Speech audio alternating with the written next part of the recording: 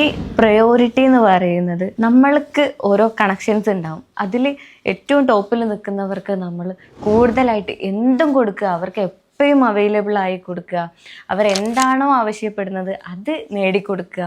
അങ്ങനെ തുടങ്ങിയിട്ട് എന്താ പറയുക, നമ്മൾ ഒരുപാട് സമയം അവർക്ക് സ്പെൻഡ് ചെയ്യുക, ക്വാളിറ്റി ടൈം കൊടുക്കുക, എല്ലാം ചെയ്യുന്നതാണ് ഈ ഒരു പ്രയോറിറ്റി എന്ന് പറയുന്നത് ഒരാൾക്ക്. അത് റിലേഷൻഷിപ്പിലാവാം, ഫ്രണ്ട്ഷിപ്പിലാവാം, എല്ലാത്തിലാവാം. പക്ഷെ അത് തിരിച്ച് കിട്ടാത്തൊരു സ്റ്റേജ് ഉണ്ടാവും. ജസ്റ്റ് ഒരു എക്സാമ്പിൾ പറയുകയാണെങ്കിൽ, ഇപ്പോൾ ഇടയ്ക്ക് റീലിലൊക്കെ ഞാൻ കണ്ടിട്ടുള്ളൊരു സംഭവമാണ്. ഇപ്പോൾ ഒരാൾ ചാർജിലിട്ടിട്ട് ഫുഡ് കഴിച്ചുകൊണ്ടായിരിക്കും അതർ സൈഡുള്ള ആളെ കോണ്ടാക്ട് ചെയ്തുകൊണ്ടിരിക്കുന്നത്.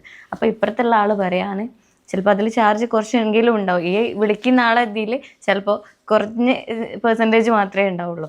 അപ്പോൾ ഇപ്പുറത്ത് നിൽക്കുന്ന ആൾ പറയാണ്, ചാർജ് ഇല്ല, ഞാൻ ചാർജ് ആക്കിയിട്ട് വരാം, അല്ലെങ്കിൽ ഞാൻ ഫുഡ് കഴിച്ചിട്ടില്ല, ഫുഡ് കഴിച്ചിട്ട് വരാം.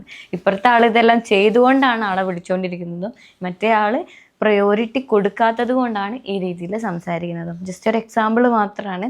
അപ്പോൾ നമ്മളിങ്ങനെ അങ്ങോട്ട് കൊടുത്തിട്ടും തിരിച്ച് കിട്ടാത്ത കേസാണെങ്കിൽ മാക്സിമം ഇവരിങ്ങനെ അത് അഡ്ജസ്റ്റ് ചെയ്യാൻ വേണ്ടിയിട്ട് ശ്രമിക്കും.